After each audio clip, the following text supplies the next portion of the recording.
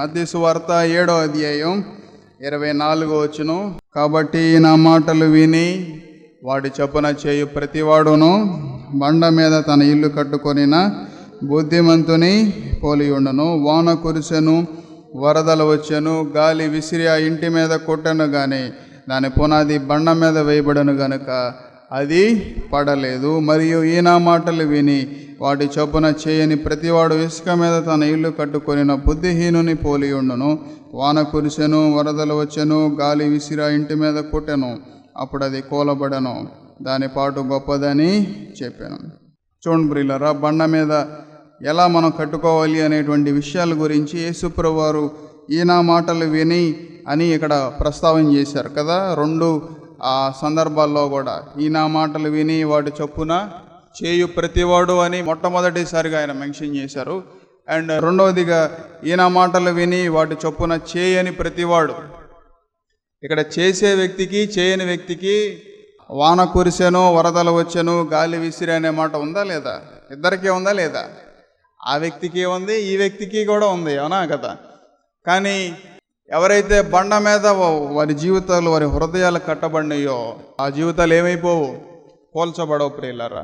ఎవరైతే ఇసుక మీద తన ఇల్లు కట్టుకున్నారో వారి జీవితాలు ఏమైపోతాయి, పోల్చబడతాయి. కాబట్టి ఈ విషయాన్ని మనం చాలా జాగ్రత్తగా గ్రహించాలి. కాబట్టి 15వ వచనం చూడండి, దాని గురించి మనం ధ్యానిస్తున్నాం. అబద్ధ ప్రవక్తలను గూర్చి జాగ్రత్త పడుడి. వారు గొర్రె చర్మములు వేసుకుని మీ వద్దకు వత్తురు, కానీ లోపల వారు క్రూరమైన తోడేళ్ళు. వారి ఫలముల వలన మీరు వారిని తెలుసుకుందురు. ముండ్ల పొదలలో ద్రాక్ష పండ్లైనను, పల్లేరు చెట్లు, అంజూరపు పండ్లైనను కోయుదురా. అలాగనే ప్రతి మంచి చెట్టు మంచి ఫలములను ఫలించును, పనికి మాలిన చెట్టు కాని ఫలములను ఫలించును. మంచి చెట్టు కాని ఫలములు ఫలింపనేరదు, పనికి మాలిన చెట్టు మంచి ఫలములు ఫలింపనేరదు. మంచి ఫలములు ఫలించని ప్రతి చెట్టు నరకబడి అగ్నిలో వేయబడును. కాబట్టి మీరు వారి ఫలముల వలన మీరు వారిని తెలుసుకుందురు. చూడండి ప్రియులారా, ఇక్కడ కామన్గా రాయబడిన మాట ఏంటి? వారి ఫలముల వలన మీరు వారిని తెలుసుకుందురు.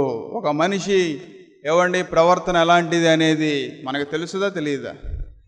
స్టార్టింగ్లో తెలియకపోవచ్చు, ప్రారంభంలో తెలియకపోవచ్చు, కానీ పరిచయం అయ్యి కొన్ని దినాలైన తర్వాత, కొంత సమయం గడిచిన తర్వాత ఆ ప్రవర్తన ఎలాంటిది అనేది మనకి బాగా స్పష్టంగా తెలుస్తుంది. కాబట్టి యేసుప్రభువు వారు ఇక్కడ మెయిన్గా ఆయన పలికిన మాట ఏంటంటే వారి ఫలాల వలన మీరు వారిని తెలుసుకుందురు అని యేసుప్రభువు వారు పలికారు ప్రియులారా. ఆ ఫలాలు ఎలా తెలుస్తాయి మనకి అనే విషయాన్ని మనం ధ్యానించుకుంటా మత్తయి సువార్త 15వ అధ్యాయంలో కూడా ఆయన ఒక మాటని మెన్షన్ చేశారు. ఏమని? వీరి పెదాలతో నన్ను ఘనపరుస్తున్నారు కానీ వారి హృదయాలు ఎలా ఉన్నాయి? వారు దూరంగా ఉన్నాయి. మనుషులు కల్పించిన పద్ధతులను దైవోపదేశములుగా మార్చి వారు నన్ను వ్యర్థంగా ఏం చేస్తూ ఉన్నారు? ఆరాధన చేస్తూ ఉన్నారు ప్రియులారా. కాబట్టి వ్యర్థమైనవి బైబిల్లో యేసుప్రభువు వారు స్పష్టంగా అక్కడ మెన్షన్ చేశారు. కాబట్టి మనుషులు కల్పించినటువంటి కొన్ని పద్ధతులు ఉంటాయి మన సమాజంలో. కాబట్టి వాటి దగ్గరికి మనం ఎప్పుడు కూడా వెళ్ళకూడదు. ఎందుకంటే దానివల్ల మనకి ఎలాంటి ప్రతిఫలం ఉండదు, నిష్ఫలమే ఉంటుంది కానీ ఎలాంటి ప్రతిఫలం కూడా ఉండదు. కాబట్టి ప్రియులారా, మత్తయి సువార్త 24వ అధ్యాయంలో కూడా యేసుప్రభువు వారు అంతం వచ్చే ముందు ఎలా ఉంటాయో కొన్ని మాటలు ఆయన రాశారు. 10వ వచనం చూడండి. అనేకులు అభ్యంతరపడి ఒకరినొకడు అప్పగించి ఒకరినొకడు ద్వేషింతురు.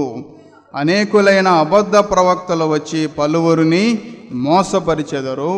అక్రమము విస్తరించుట చేత అనేకుల ప్రేమ చల్లారును. అంతము వరకు సహించువాడెవడో వాడే రక్షించబడును. కాబట్టి ఈ రాజ్య సువార్త సకల జనులకు సాక్షార్థమై లోకమందంతటా ప్రకటించబడును.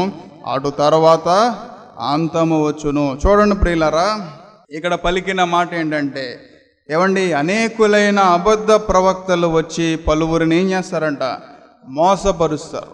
ఈ మోసాలు ఎలా జరుగుతాయి? యేసుప్రభువు వారు పలికిన మాట, అక్రమము విస్తరించుట చేత ప్రేమ అయిపోద్ది, చల్లారిపోద్ది. ఆ మాట ఎక్కడ పలికారు యేసుప్రభువు వారు? అబద్ధ ప్రవక్తల గురించి చెప్పి ఆ వెరీ నెక్స్ట్ యేసుప్రభువు వారు పలికిన మాట ఏంటి? అక్రమం ఏమవుతుంది? విస్తరించబడుతుంది. ఎలా విస్తరించబడుతుంది? ఎప్పుడైతే సరైన బోధ అక్కడ లేదో, ఎప్పుడైతే మనుషులు కల్పించిన పద్ధతులు అక్కడ ఉన్నాయో ప్రియులారా, అక్కడ అక్రమం అనేది విస్తరిస్తుంది. యేసుప్రభువు చెప్పిన ఉపమానాల్లో ఒక శ్రేష్టమైన ఉపమానం ఏంటో తెలుసా? విత్తువాని ఉపమానం ప్రియులారా. విత్తనాలన్నీ కూడా పక్కన పడినప్పుడు అపవాది వచ్చి ఏం చేస్తుంది? పక్షులు వచ్చి ఏం చేస్తుంది? వాటంతటినీ కూడా తీసుకెళ్ళిపోద్దాయి. ఎప్పుడైతే ఒక వాక్యం నీ హృదయాన్ని సరిచేయనప్పుడు, ఎప్పుడైతే ఒక బోధ క్రీస్తు దగ్గరికి నిన్ను తీసుకెళ్ళినప్పుడు, ఎప్పుడైతే ఒక బోధ సిలువు దగ్గరికి నిన్ను తీసుకెళ్లకుండా అక్కడ కడగబడినప్పుడు, పరలోకం వెళ్ళడానికి ప్రియులారా మన హృదయం ఎంత కడగబడాలి. అలాంటిది పరలోకం వెళ్ళడానికి యేసుప్రభువు కూడా ఒక ప్రదేశాన్ని ఆయన ఏర్పరిచారు ఈ లోకానికి వచ్చి. అదేంటిది? సిలువ. ఆ సిలువ దగ్గరికి మనం వెళ్ళినప్పుడు ప్రియులారా ఆ రక్తం మన మీద ప్రోక్షించబడినప్పుడు మన హృదయాలు ఏమవుతాయి? ప్రతి మలినం నుంచి కూడా కడగబడి పరిశుద్ధంగా మనం మార్చబడతాం. కాబట్టి ఇక్కడ ఏమని రాయబడి ఉందంటే, అక్రమము విస్తరించుట చేత అనేకుల ప్రేమ ఏమైపోద్ది? చల్లారిపోద్ది. వాక్యం వింటారు, బాగానే ఉంటుంది. దేవుని సన్నిధికి వెళ్తారు, అంతా బాగానే ఉంటుంది. కానీ వారిలో ఒకటి నిలకడగా ఉండదు. ఏంటిది అది? ప్రేమ. ఎందుకని? వారి కనులు క్రమం తప్పినాయి, వారి నోరు క్రమం తప్పింది ప్రియులారా. నీ చెవులు క్రమం తప్పినప్పుడు నీ కళ్ళు, నీ నోరు, నీ ఆలోచనలు, నీ మనసు కూడా క్రమం తప్పుతుంది. ఎందుకని? ఏ మాటలు పడితే ఆ మాటలు పలికినప్పుడు అదొక క్రమంలో ఉంటుందా ప్రియులారా? మన నోరు మన కనులు, there is no sin in first look అన్నాడు దేవుని సేవకుడు. మరలా నీ కనులు ఏదో పొరపాటును చూసావు, దాన్ని వెంటనే తీసేయాలి. మరలా రెండోసారి నీ కనులు అటు వెళ్తున్నాయా? క్రమం తప్పినాయి. ఒకసారి ఏదో పొరపాటున ఫ్లోలో మాట్లాడేమో బహుశా, కానీ రెండోసారి మరలా అదే మాట రిపీట్ అవుతుందా నీ నోట్లో నుంచి? క్రమం తప్పింది నీ నోరు. నాలుక క్రమం తప్పినప్పుడు, నోరు క్రమం తప్పినప్పుడు, అక్రమంగా మనం మాట్లాడినప్పుడు మనలో ఉన్నటువంటి ప్రేమ ఏమైపోద్ది? చల్లారిపోద్ది ప్రియులారా. మన సమాజంలో అబద్ధానికి ఒక విలువ ఉంది. సమాజంలో అక్రమంగా జీవించడానికి ఎంతో విలువ ఉంది ప్రియులారా. మన చుట్టూ ఎంతో అక్రమం అనేది విస్తరించి ఉంటుంది. ఇప్పుడు కూడా మనం ఎక్కడున్నా సరే, నువ్వు క్రీస్తుని నింపుకొని అడుగులు వేస్తున్నటువంటి సందర్భంలో ప్రతి క్రైస్తవుడు కూడా, ప్రతి క్రైస్తవురాలు కూడా ఒకటి గుర్తుంచుకోవాలేంటో తెలుసా? నువ్వు క్రీస్తుని ధరించుకొని వెళ్తున్నప్పుడు నీ చుట్టూ కూడా ఏముంటుంది?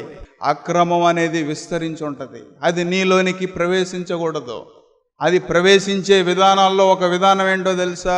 అబద్ధ ప్రవక్తల ద్వారా ప్రియులారు. అందుకే యేసుప్రభువు ఆ మాటని ఇక్కడ పలికారు. అనేకులు వచ్చి నిన్ను మోసపరుస్తారు, అనేకులు వచ్చి నీ క్రమాన్ని తప్పిస్తారు, అనేకులు వచ్చి నీ ఆలోచనలు తప్పించబడతాయి. అపవాది ఎప్పుడూ కూడా నువ్వు పొందే మారు మనిషికి, నువ్వు సరి చేసుకునే విధానానికి, నీ రక్షణకి అపవాది వ్యతిరేకం తప్ప, నువ్వు చర్చికి వెళ్ళి నువ్వు బైబిల్ తెరిచి వాక్యం చెప్పినా సరే అపవాది దానికి వ్యతిరేకం ఏమీ కానే కాదు ప్రియులారు. మన హృదయాలు సరి చేయబడకపోవడమే వాడికి సంతోషం. మనలో అక్రమం అలా నిలిచి ఉండటమే వారికి సంతోషం ప్రియులారా. ఉదాహరణకి ఒక గ్లాసులో పాలు తాగేసిన వెంటనే దాన్ని కడిగామనుకోండి, చాలా సింపుల్గా అది వచ్చేస్తుంది, అవునా కదా? దాన్ని తాగి అక్కడ పెట్టాం, సాయంత్రానికో లేదంటే రేపో చూసాం, అదంతా ఏమైపోద్ది? అక్కడంతా మచ్చబడిపోతా పడదా? అవునా కదా? దాని అంతటినీ కూడా కడగటం కొంచెం కష్టతరంగా ఉంటుంది కదా. అలాగే నువ్వు ఎప్పుడైతే దేవుని వాక్యాన్ని విన్నావో, ఆయన సువార్త నీ దగ్గరికి వచ్చిందో, నీ హృదయాన్ని కడుక్కోవడం అది చాలా తేలిక. ఎలాంటి పరిస్థితి అది దారి చేస్తుంది అంటే, సిలువ మీద రెండో దంగా ఉన్నప్పుడు, యేసుప్రభువు పక్కనే ఉన్నప్పుడు ఒక్క మాటతో మారు మనసుని, రక్షణని సంపాదించుకున్నాడు, అవునా కదా? వెంటనే ఈ మేకులు పేకుండాయా, అక్కడెక్కడో నా శిష్యుడిని ఏర్పరిచాను, అక్కడ యోర్దాను దగ్గర వెంటనే వెళ్ళి బాప్తీసం తీసుకొస్తాడని యేసుప్రభువు పలికారండి అక్కడ. లేదంటే ఇంకొక 3 రోజులు టైం ఇస్తాను, నేను ఇంకొక 1 వారం రోజులు టైం ఇస్తాను, ఈ లోపు నువ్వు సరి చేసుకో, నేను విడుదల చేస్తానని యేసుప్రభువు అక్కడ ప్రవచనం అని చెప్పారు ప్రియులారా. దేవుడు మనకు ఒక అవకాశాన్ని ఇస్తాడు సిలువ మీద రెండో దొంగలాగా. ఒకసారి ప్రభువా నన్ను జ్ఞాపకం చేసుకో, ఒకసారి ప్రభువా నా హృదయంలోనికి రా, ఒకసారి ప్రభువా నా జీవితంలోనికి రా అని ఎప్పుడైతే నువ్వు ప్రార్థన చేశావో, దేవుడు తప్పకుండా వెంటనే ఆయన రక్తాన్ని నీలో ఒలికించి నీ హృదయాన్ని ఏం చేస్తాడు? ఆయన పరిశుద్ధపరుస్తాడు. క్రమాన్ని నిలుపుకోగలుగుతున్నావా నీ జీవితంలో? నీ హృదయంలో దేవుని ప్రేమ నిలకడగా ఉంటుందా? అనేకులు నిన్ను అభ్యంతర పెడతారు. ఇక్కడ యేసుప్రభువు పలికిన మాట ఏంటంటే, అనేకులు అభ్యంతరపడి ఒకరినొకడు అప్పగిస్తాడు. ఎలా అప్పగిస్తాడు అపవాది? మనల్ని రెచ్చగొడతా ఉంటాడు. కొన్ని సందర్భాల్లో మన నోరు క్రమం తప్పేంత వరకు అపవాది మనల్ని అభ్యంతర పెడతా ఉంటాడు. మన మనస్సు క్రమం తప్పేంత వరకు అపవాది అభ్యంతర పెడతా ఉంటాడు. ఈ అక్రమంలో బ్రతికేటువంటి వ్యక్తుల ద్వారా ప్రియులారా, ఎక్కడన్నా నీ నోరు, నీ మనసు అదుపు తప్పి వెళ్ళిపోతా ఉందా? నీలో ఉన్నటువంటి ప్రేమ ఏమైపోద్ది? చల్లారిపోద్ది. ఏమండి, బైబిల్ అంతట్లో శ్రేష్టమైనటువంటి అధ్యాయం ఒకటి ఉంది. ఏంటో తెలుసా? 1 కొరింథీ రాసిన పత్రిక 13వ అధ్యాయం. అక్కడ ప్రేమ దీర్ఘకాలం ఏం చేస్తుంది? సహిస్తుంది. ప్రేమ మత్సరపడదు.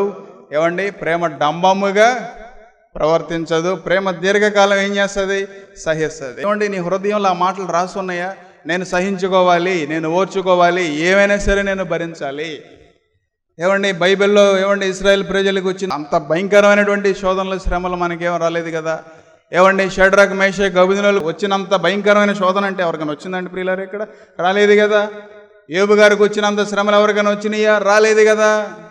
ఒక మాటని సహించుకోలేనప్పుడు మన హృదయం క్రమం తప్పిపోద్ది. మన నోరు క్రమం తప్పినప్పుడు ప్రియులారా, దేవుని సన్నిధి మనలో నుంచి దూరం అయిపోద్ది. మనలో ఉన్న ప్రేమ ఏమైపోద్ది చెప్పండి? చల్లారిపోద్ది ప్రియులారా. కాబట్టి మరియు ఈ రాజ్య సువార్త సకల జనులకు సాక్ష్యార్థమై లోకమంతటా ఏం చేయబడుతుంది? ప్రకటించబడును. ఆ లోకం అంతటా కూడా ప్రకటించబడిన తర్వాత ఆ తర్వాత ఏమొస్తుంది?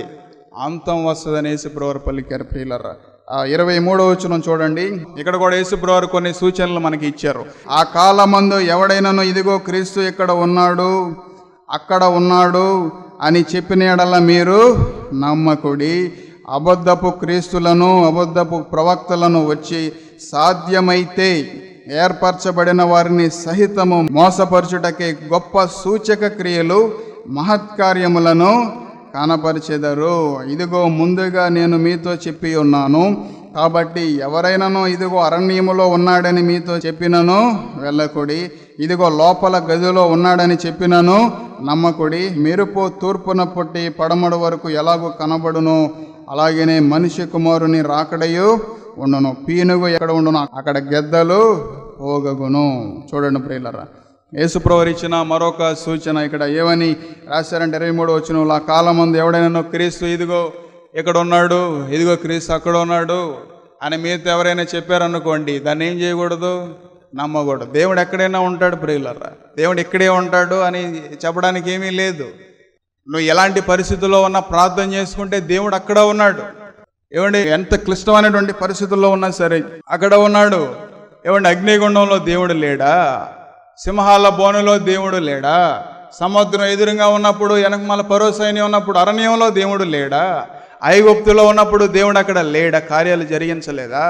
ఏమండి, అబ్రహాము తన కుమారుణ్ణి తీసుకెళ్ళి అక్కడ పడుకోబెట్టినప్పుడు అక్కడ దేవుడు లేడా? దేవుడు ఎక్కడ లేడు. ఏవండి, హాగరు వెళ్ళిపోయి పారిపోతున్నప్పుడు అరణ్యం ఉన్నప్పుడు దేవుడు మాట్లాడలేదా? సొదొమ గొమొర్రా పట్టణానికి దేవుడు ఆయన దూతల్ని పంపించలేదా?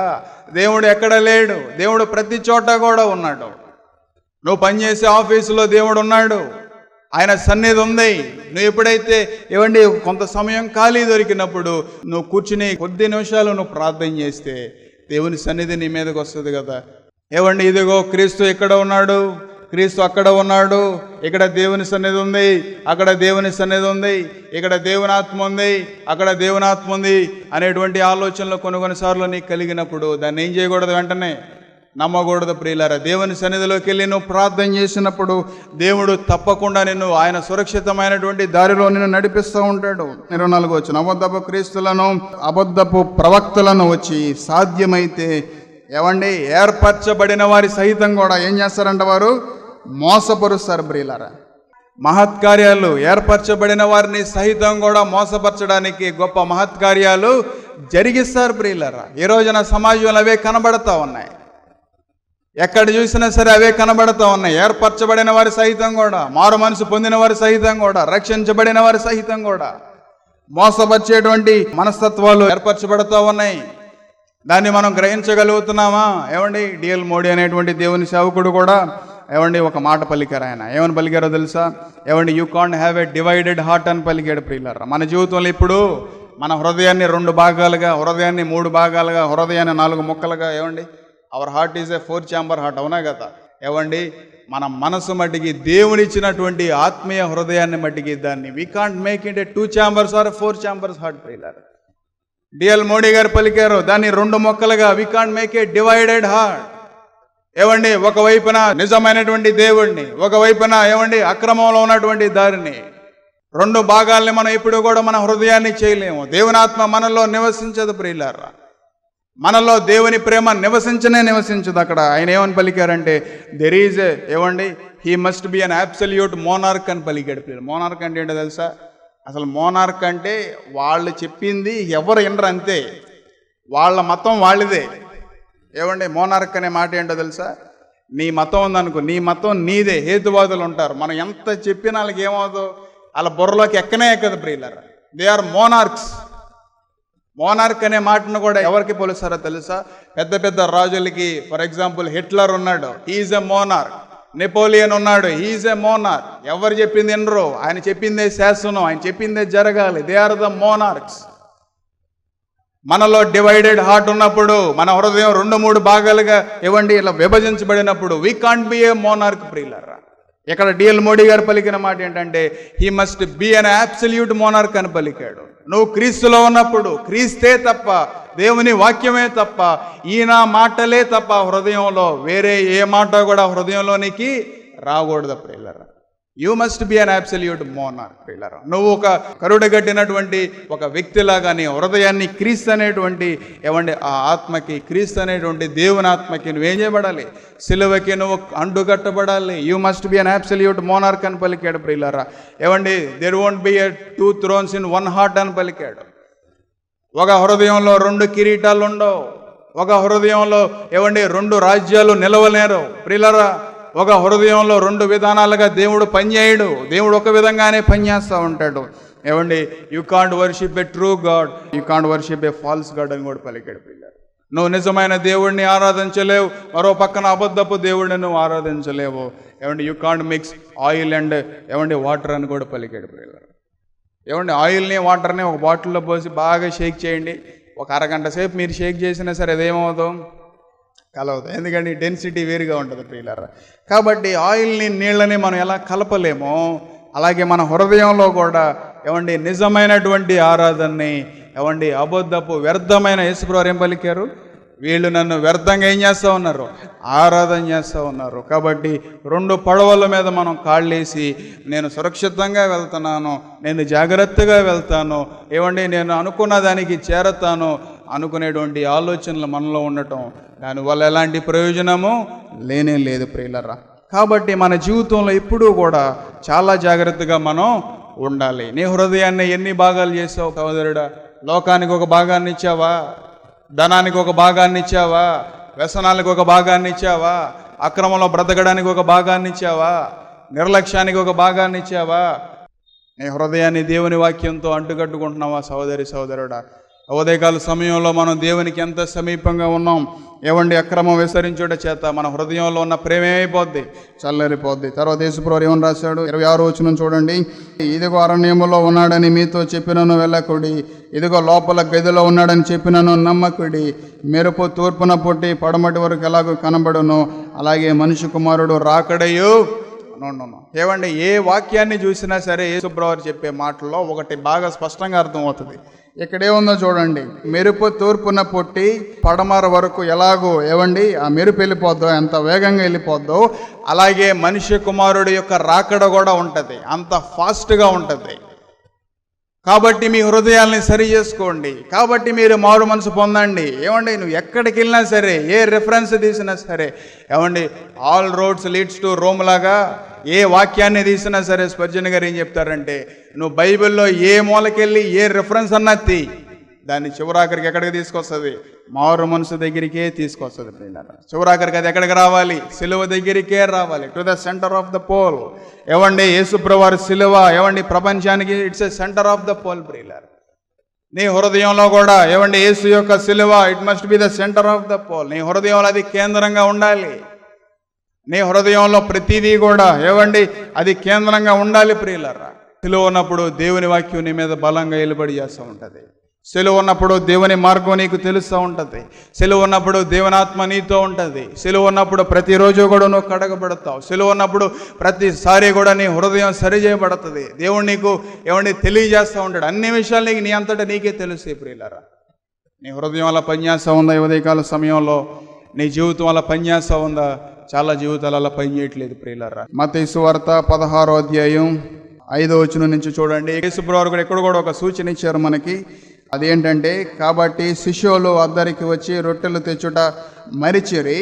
అప్పుడు యేసు చూచుకొనుడి, పరిసయ్యులు సద్దుకయ్యులను వారి పులిసిన పిండిని గూర్చి జాగ్రత్త పడునని వారితో చెప్పాను. కాగా వారు మనము రొట్టెలు తేనందును కదా ఈయన ఈ మాటలు చెప్పినని తమలో తాము ఆలోచించుకొని చుండరి. యేసు అది ఎరిగి, అల్ప విశ్వాసులారా, మన యొద్దకు రొట్టెలు లేవని మీరు ఎందుకు ఆలోచించుకొని చున్నారు? మీరు ఇంకనూ గ్రహింపలేదా? ఏవండి, 5 రొట్టెలు 5,000 మందికి పంచిపెట్టినప్పుడు ఎన్ని గంపలు ఎత్తురని ఐదేనేనో మీకు? ఏవండి, 7 రొట్టెలు 4,000 మందికి పంచిపెట్టినప్పుడు ఎన్ని గంపలు ఎత్తురో అదేనేనో మీకు జ్ఞాపకము లేదా? నేను రొట్టెలను గూర్చి మీతో చెప్పలేదని మీరెందుకు గ్రహింపరు? పరిసయ్యులు సద్దకయ్యులను వారి పులిసిన పిండిని గూర్చి జాగ్రత్త పడుడని చెప్పాను. అప్పుడు రొట్టెలు పులిసిన పిండిని గూర్చి కాదు కానీ పరిసయ్యులు సద్దకయ్యులను వారి బోధన గూర్చి జాగ్రత్త పడుడని ఆయన వారితో చెప్పానని వారు గ్రహించారు. యేసుప్రభువారు ఎప్పుడూ కూడా ఏవండి మర్మంగా చాలా విషయాలు పలికారు. ఇక్కడ శిష్యులైన వారు గ్రహించారు. ఇక్కడ ఇంకొక విషయం మనకు తెలుస్తుంది. 5 రొట్టెల్ని దేవుడు ఎన్ని వేల మందికి పంచాడంట? 5,000 మందికి. 7 రొట్టెల్ని ఎన్ని వేల మందికి పంచాడంట? 4,000 మందికి కదా. 2 సార్లు యేసుప్రభువారు అద్భుతాన్ని చేశారు. మీరు దాన్ని గ్రహించలేదా? రొట్టెలు లేవని మీరెందుకు బాధపడుతున్నారయ్యా? నేను 5 రొట్టెల్ని 5,000 మందికి పంచిన దేవుణ్ణి కదా. నేను 7 రొట్టెల్ని 4,000 మందికి పంచాను కదా నేను. అదైనా సరే మీరు గ్రహించలేకపోతున్నారా? అంత అవివేకంగా ఉన్నారా ప్రియులారా? ఏమండి, యేసుప్రభువారు తన శిష్యులైన వారిని చాలాసార్లు గద్దించారు. తర్వాత యేసుప్రభువారు చెప్పిన మాట ఏంటంటే, ఏవండి, పరిసయ్యులు సద్దుకయ్యుల యొక్క పులిసిన పిండి గూర్చి మీరు జాగ్రత్త పడండి అని యేసుప్రభువారు చెప్పారు. ప్రియులారా, శిష్యులైన వారు దాన్ని ఎలా గ్రహించారు? వారికి ఎలా అర్థమైంది? వారి యొక్క బోధన గూర్చి. ఏవండి, ఒక ముద్ద పులిస్తే మొత్తం అంతా ఏమైపోద్ది? అంతా కూడా పులిసిపోద్ది. ప్రియులారా, నీ మాట సరిగా లేదనుకోండి, నీ హృదయం ఏమి లేనట్టు? సరిగా లేనట్టే కదా. నీ ఆలోచన సరిగా లేనప్పుడు, నీ నిర్ణయం సరిగా లేనప్పుడు, నీ అడుగు సరిగా లేనప్పుడు, దేవుని కోసం నువ్వు తీసుకున్న నిర్ణయాలు సరిగా లేనప్పుడు నీ జీవితం అంతా కూడా, నీ హృదయం అంతా కూడా ఏమైపోయింది? పులిసిన పిండి. అందుకే యేసుప్రభువారు ఏమని పలికారంటే, వీరు పెదాలతో నన్ను కనపరుస్తున్నారు కానీ, వీరు ఎన్నో పద్ధతుల్ని కల్పించి బోధిస్తున్నారు కానీ వీరి హృదయాలు ఏమైపోయినాయి? దూరంగా ఉన్నాయి. ప్రియులారా, పరిసయ్యులు సద్దకయ్యులు అంటే అక్కడ 2 అర్థాలు ఉన్నాయి. సద్దకయ్యులు పునరుద్ధానం ఉండదు అని వారు నమ్ముతారు. పరిసయ్యులు అన్నీ నమ్ముతారు కానీ వారు వేషధారులు. ప్రియులారా, ఈ రోజున సమాజంలో ఇందాక మనం చదువుకున్న 24వ అధ్యాయంలో సాధ్యమైతే ఏర్పరిచిన వారి సహితం మోసపరచడానికి ఎన్నో సూచక్రియలు చేస్తూ ఉంటారు మనుషులు. మన సమాజంలో కూడా ఎన్నో రకాలైనటువంటి పద్ధతులు ఉన్నాయి. ప్రియులారా, ఏవండి, మారు మనసు అనుభవంలో ఉండి కూడా వేషధారులుగా బ్రతికేవారు కొంతమంది ఉన్నారు. ప్రియులారా, దేవుని వాక్యాన్ని పట్టుకొని అన్నీ నమ్ముతారు కానీ ఏవండి, వారి హృదయాలు సరిగా ఉండవు, వారి జీవితాలు సరిగా ఉండవు. ప్రియులారా, ఎంత భయంకరమైనటువంటి హృదయాలు! పులిసిన పిండిని తినడానికి మనం ఇప్పుడు కూడా అలవాటు పడకూడదు. ఎందుకని? నీ హృదయం అంతా కూడా పులిసిపోద్ది. ఎందుకని? నీ హృదయం అంతా కూడా అక్రమంలోకి వెళ్ళిపోద్ది. ఎందుకని? దేవుని ప్రేమ నీలో ఉండదు. దేవుని ప్రేమ స్థిరంగా నీలో నిలబడదు. ప్రియులారా, ఏమండి, రిచర్డ్ వాంబ్రాండ్ అనేటువంటి ఒక దేవుని సేవకుడు, ఏమండి, ఇంగ్లాండ్ దేశానికి సంబంధించినటువంటి ఒక దేవుని సేవకుడు, రొమేనియా అనేటువంటి ఒక దేశానికి సేవ చేయడానికి ఏమండి ఆయనను ఆయన భార్య ఇద్దరు కూడా కలిసి వెళ్ళారండి. ప్రియులారా, రొమేనియాలో అది కూడా యూరోప్లో వన్ ఆఫ్ ద కంట్రీ. ఎంతో భయంకరమైనటువంటి సేవ, ఎంతో భయంకరమైనటువంటి ఏమండి మనుషులు, ఏథియిస్టులు అక్కడ బాగా, దేవుడు అనేవాడే లేడు. ఏమండి, ఇదంతా కూడా ఒక అబద్ధం అనేటువంటి ప్రకటించేటువంటి ఆ సమయంలో 20th సెంచరీలో ప్రియులారా, వారిద్దరూ కూడా వెళ్ళారు. అండర్ గ్రౌండ్లో వారు ఆరాధన జరుపుతున్నటువంటి సమయంలో ఈ తీవ్రవాదులు వచ్చి వీళ్ళందరూ కూడా వచ్చి వాళ్ళని పట్టుకొని ఆయన వైఫ్ సెబీనా ఇద్దరిని కూడా తీసుకెళ్ళి జైల్లో పెట్టారండి. ప్రియులారా, 3 సంవత్సరాలు జైల్లో పెట్టారు. గ్రౌండ్ లెవెల్ నుంచి 12 అడుగులు కిందకి దింపి 3 సంవత్సరాల పాటు అక్కడే ఉన్నాడండి. ప్రియులారా, కటిక చీకట్లో, ఒక కిటికీ లేదు, ఒక డోర్ లేదు, ఏమీ లేదు. 3 సంవత్సరాల పాటు మనుషులు బంధించి రొమేనియా అనేటువంటి దేశంలో, అక్కడ ఒక్కొక్క దేశంలో కఠినమైనటువంటి శిక్షలు ఉంటాయి కదా, ఆ దేశంలో కూడా ఏవండి అండర్ గ్రౌండ్లోకి కఠినమైనటువంటి చీకట్లో నిలబెట్టినప్పుడు ఏవండి, దేవుడు నాకు మంచి సమయాన్ని ఇచ్చాడని చెప్పి ప్రియులారా, వాక్యం చదువుకోవడానికి లేదు, అంత చీకటే. కానీ ప్రియులారా, ఆయనకి తెలిసిన వాక్యాలన్నింటినీ కూడా ధ్యానం చేసుకుంటా, ఆయన చెప్పిన బోధలన్నింటినీ కూడా, అయ్యో నేను ఇన్నిసార్లు బోధ చెప్పాను, నా హృదయం ఎలా ఉంది, నా జీవితం ఎలా ఉంది అని పరీక్షించుకుంటా ప్రియులారా, ఎప్పుడూ కూడా ఏమంటే ధ్యానం చేస్తూ ఉండేవాడు అండి. ప్రియులారా, పగలంతా నిద్రపోయేవాడు, రాత్రంతా మేలుకుని ఉండేవాడు. చీకట్లో ఉన్నవాడికి పగల రాత్రి ఎలా తెలుస్తుందండి? తెలిసిద్దా? తెలియదు. కానీ ఆయనకి దేవుడు అంత జ్ఞానాన్ని ఇచ్చాడంట ప్రియులారా. రాత్రి అంతా కూడా మెలకుగా ఉండి దేవుని సన్నిధిలో మొరపెడతా ఉండేవాడు. పగలంతా కూడా రెస్ట్ తీసుకుంటా ఉండేవాడు అంట ప్రియులారా. 3 సంవత్సరాల తర్వాత జైలు నుంచి విడిపించిన తర్వాత ఆయనకి ఒకే ఒక్క వార్నింగ్ ఇచ్చారంట. స్వీట్ వార్నింగ్ ఏంటో తెలుసా? Don't preach the gospel. అంతే, నిన్ను విడుదల చేస్తూ ఉన్నాం, సువార్త మాత్రం ప్రకటించమాక అని పలికారంట. అంతే ప్రియులారా. మత్తయి సువార్త 24వ అధ్యాయంలో ఏమని రాయబడి ఉంది? ఏమండి, సువార్త సకల జనులకు, ఏమండి, భూలోకం అంతా కూడా వ్యాపించిన తర్వాత ఏమొస్తుంది? ఆయన రాకడ వస్తుంది ప్రియులారా. నిజంగా ఒక వ్యక్తిలో దేవుని భారం ఉంటే ప్రియులారా, సువార్తే చెప్తారు తప్ప రకరకాల ఎక్స్ట్రా కార్యక్రమాలు ఏమీ ఉండవు ప్రియులారా. ఆ దేవుని సేవకుడు, ఆ భక్తుడు కూడా ఏం చేశాడంటే మరలా వెళ్ళి మరలా అండర్ గ్రౌండ్లో దూరి మరలా మనుషుల్ని పోగేసి మరలా సువార్త ప్రకటించడం ప్రారంభించాడు. మరలా ఈసారి పట్టుకొని ఏం చేశారో తెలుసా? ఈసారి ఇంకా కఠినమైనటువంటి శిక్ష ప్రియులారా. పడుకోబెట్టి ప్రియులారా, కాళ్ళు చేతులు కట్టేసి, అరికాలు ఉంటాయి కదా, ఇక్కడ కొట్టడం ప్రారంభిస్తారంట ప్రియులారా. అక్కడ కొట్టి కొట్టి కొట్టి ఎంతవరకు కొడతారో తెలుసా? స్కిన్ లేయర్ అంతా కూడా ఊడిపోయేంత వరకు కొట్టేవాళ్ళు. నడవగలడా అండి? నిలబడగలడా? ఒక అడుగన్న వేయగలడా? కనీసం అక్కడ ఉన్న చోటన నిలబడగలడా? నిలబడను కూడా నిలబడలేడు ప్రియులారా. ఆ రోజంతా కూడా వదిలేసి మరలా రేపు వచ్చి ప్రియులారా, మొదటిసారి తోలే లేసింది, రెండోసారి లోపల ఆ బొయ్యికిలు కనబడేంత వరకు కొట్టేవాళ్ళండి ప్రియులారా. అక్కడ కింద ఒక మాట రాశారంటే తెలుసా? ఏమండి, we can't explain the torture అని రాశారు. We can't explain the pain in a human language అని రాశారు ప్రియులారా. మానవ భాషలో ఆ వేదన, ఆ బాధ, ఆ టార్చర్ని మనం ఏం చేయలేం, ఎక్స్ప్లెయిన్ చేయలేం, మనం దాన్ని వివరించలేం ప్రియులారా. అంత టార్చర్ని పెట్టిన తర్వాత ప్రియులారా తీసుకెళ్ళి ఏమండి ఒక కుర్చీలో కూర్చోబెట్టి చుట్టూ కూడా మంట పెట్టేవాళ్ళని ప్రియులారా. ఎంత భయంకరం ప్రియులారా. ఏమండి, శరీరం అంతా కూడా సహం కాలిపోయిన తర్వాత దాన్ని తీసుకెళ్ళి ఒక పెద్ద ఐస్ బాక్స్లో పెట్టేవాళ్ళండి శరీరాన్ని. అలా బిగుసుకుపోయి ఏమంటే అంత కఠినమైనటువంటి శిక్షలో ఆయన బ్రతుకుతా 14 సంవత్సరాల పాటు జైలు శిక్ష అనుభవిస్తా, మరి కొన్ని సంవత్సరాలు అయిన తర్వాత మరికొంత సమయం విశ్రాంతి ఇచ్చేవాళ్ళండి ప్రియులారా. మళ్ళా కొంత సమయం అయిన తర్వాత కుర్చీలో కూర్చోబెట్టి పిస్టన్స్ ఉంటాయి కదా, గన్స్, ఆ గన్స్ని ఏం చేసేవాళ్ళంటే మోకాళ్ళ మీద ఇలా పెట్టి గట్టిగా ఇలా పేల్చేవాళ్ళు అంటే ఆ బుల్లెట్ దిగిపోయేది. ఎంత భయంకరమైనటువంటి టార్చర్ ప్రియులారా. మరలా ఏం చేసేవాళ్ళంటే మరలా సర్జరీకి తీసుకెళ్ళి ఎక్కడైతే బుల్లెట్లు దింపారో దాన్ని తీసేసి మరలా కొంత సగం గాయం ఉన్న తర్వాత మరలా కూర్చోబెట్టి మరలా అదే స్పాట్లో మరలా బుల్లెట్లు దింపేవాళ్ళండి. ఎంత భయంకరం ప్రియులారా. ఏమండి, రిచర్డ్ వామ్ బ్రౌన్ అనేటువంటి దేవుని సేవకుడు వాళ్ళ భార్య కూడా ఏమండి తీసుకెళ్ళి ఆమెను కూడా జైల్లో పెడితే కొంతమంది మిషనరీలు వచ్చి, కొంతమంది వేరే సేవకులు వచ్చి ఏమండి జైల్లో అప్పుడప్పుడు పరామర్శించడానికి వస్తున్నారని చెప్పి, పద్దాక విషయాలు తెలుసుకుంటున్నారని చెప్పి ప్రియులారా ఆయన పేరు కూడా మార్చేశారండి ప్రియులారా. He is no more. Richard Wurmbrand అనేటువంటి వ్యక్తి హీ ఈజ్ నో మోర్ అని పలికిన తర్వాత ఏమండి జైల్లో తన భార్యని సెబీనాని తీసుకొచ్చి, అమ్మా నీ భర్త చనిపోయాడు, చిత్రహింసల్లో చనిపోయాడు అని చెప్పి ఏమండి ఫ్యూనరల్ సర్వీస్ కూడా అయిపోయిందండి ప్రియులారా. బట్ కానీ ఆయన సజీవంగానే ఉన్నాడు జైల్లో ప్రియులారా. ఆయన ఫోటో ఉంది ప్రియులారా. 2001లో చనిపోయాడు. అంతవరకు కూడా ఆయన శరీరం మీద మచ్చలు, అంతవరకు కూడా అరికాల కింద గాయాలు, అంతవరకు కూడా ఈ బుల్లెట్లు దింపినటువంటి స్పాట్లు ఆయన శరీరంలో ఉంటూనే ఉన్నాయండి ప్రియులారా. ఆయన్ని ఏమండి బయటకు వచ్చిన తర్వాత ఒక ఇంటర్వ్యూలో ఆయన ఒక ప్రశ్న అడిగారండి. ఏంటో తెలుసా? How do you feel?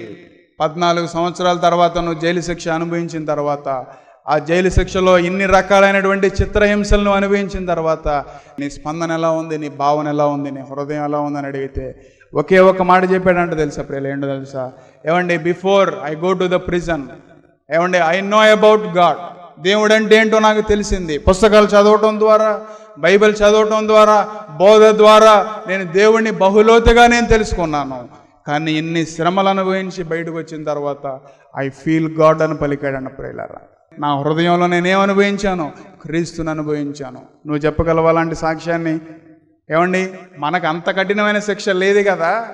మనకి మా అయితే ఒక నిందలో, ఒక అవమానాల్లో ఏమండి మన సొంత వారే. దినకరణ్ గారు ఒక పాట రాశారు.